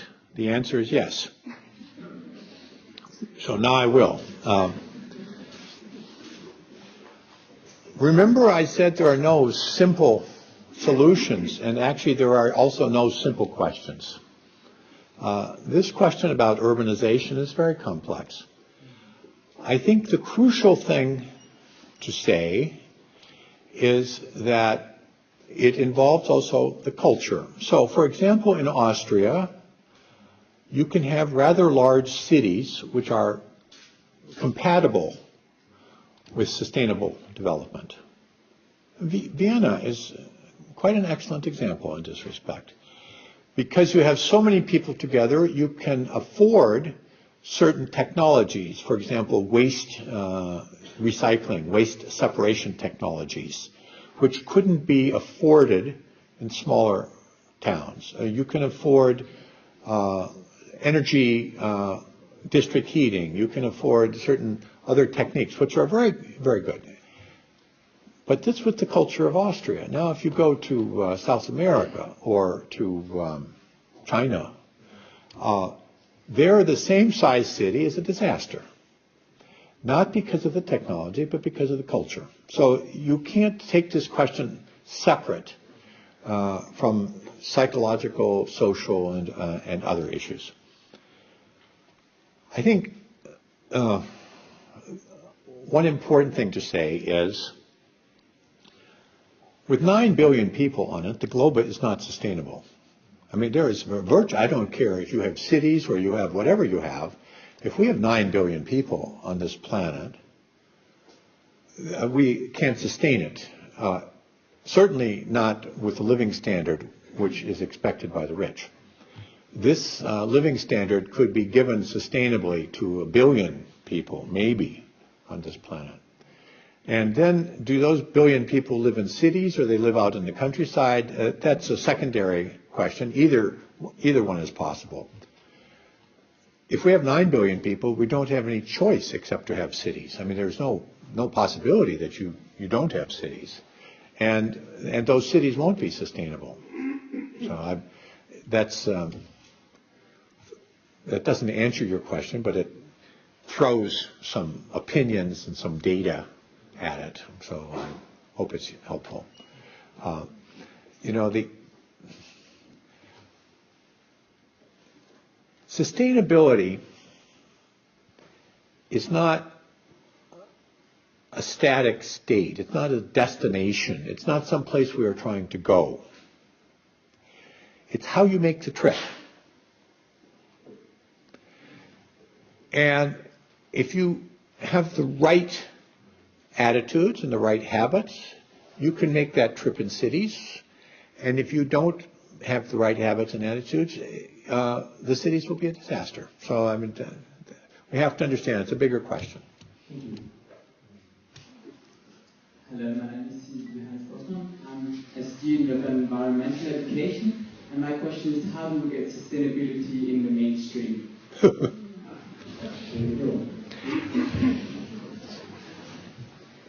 Well, of course, I'm academic, so the first thing I do when I don't know the answer to your question is I ask you to define your terms. What do you mean by sustainability? What do you mean mainstream? Actually, these are important questions. What do you mean mainstream? Do you mean... what do you mean by the mainstream? I thought you were just doing a rhetorical figure. No, it's... What I mean is that I'm working with schools and I'm standing in front of young people that believe that it's good to have a smartphone, it's good to have a computer, it's good to have an iPad as well, and it's good to drive a car because that's what is accepted in our society. And I'm not the person who's going to tell it's wrong to do it because you can't, you're not allowed to or whatever. So it's a big question of how to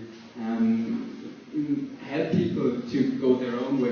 Okay, so by mainstream, you mean your students. Fine. Excellent. So then I need to know, how old are your students? How rich is your school? How flexible are the senior leaders? But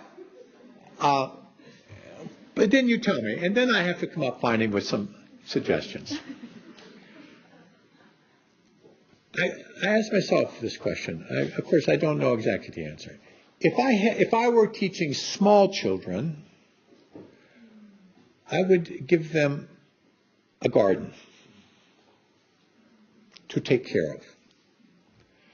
When you have to take care of a garden, you start to think about, gardens aren't simple. It's very complex. You have water and all that stuff. So I would give them a garden and say, that's your piece of land. You have to take responsibility for it.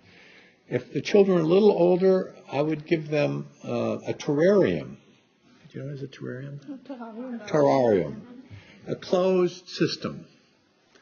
And help them to understand how the energy comes in and where the wastes are going and so forth. The point is, you aren't going to tell somebody what they need. You can create the opportunity for them to learn. That's absolutely essential point. Of course, you can also create opportunities which makes it impossible to learn. That's mainly what we do in our schools now, I think. Certainly in the States. I don't know about Austria. But so the Chinese have a saying, when I hear, I forget. When I see, I remember. When I do, I understand.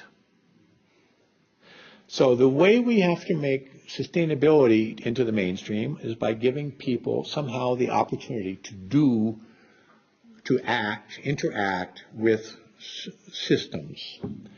And it's tricky because we need to find systems where the feedback delays are short. Unlike the real system where you do something now and only 50 or 100 years from now you see the problems. Learning is very difficult when the feedback delays are 50 or 100 years. So we need to find for our children systems where the feedback delays are short. One of the purposes of fish banks, some of my games, my more realistic games, they compress into a short time period feedback. So you can see the consequences of your actions. Where in real life it might take decades or centuries, in the game it comes in hours. So you get immediate feedback. That's how. Thank you very much. Zur Schlussrunde würde ich die Kolleginnen und den Kollegen von den Hochschulen gerne fragen, was ist der eine Wunsch in dieser Reihe? Was kommt raus? Wenn wir in die zweite Runde gehen. Bitte schön.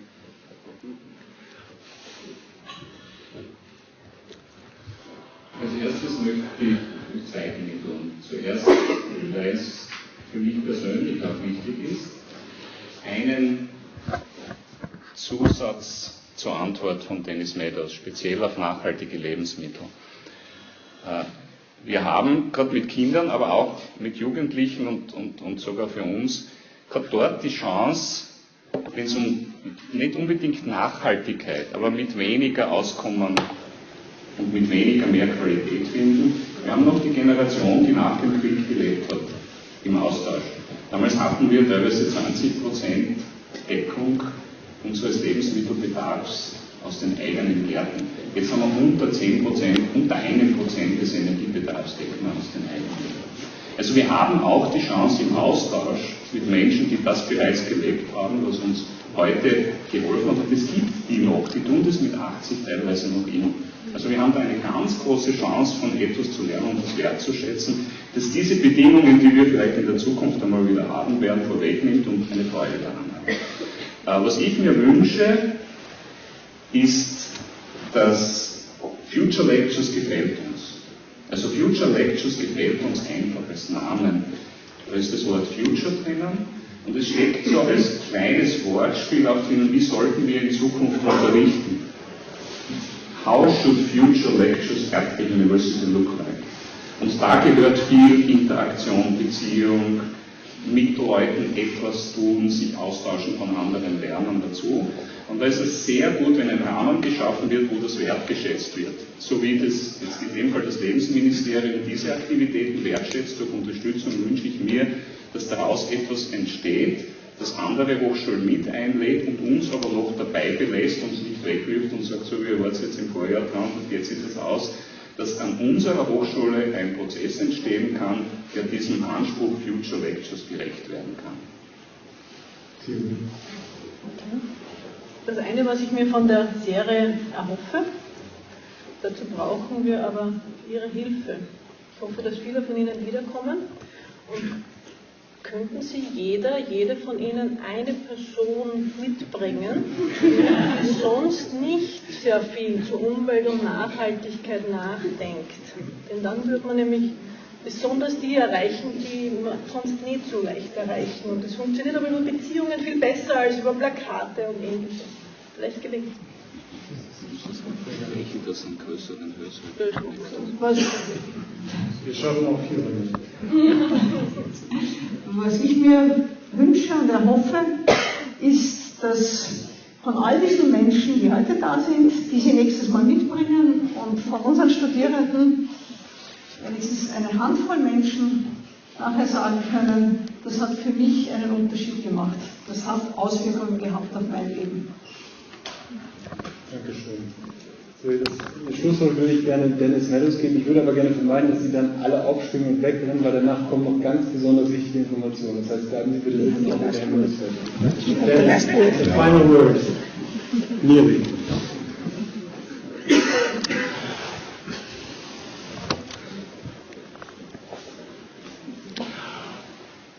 So if the future lecture is successful, then we do something new for our students. People ask me very often, are you optimistic or you're pessimistic? And I say, neither. I'm realistic. I hope for the best, and I prepare for the worst. And that's what we need to do with our students.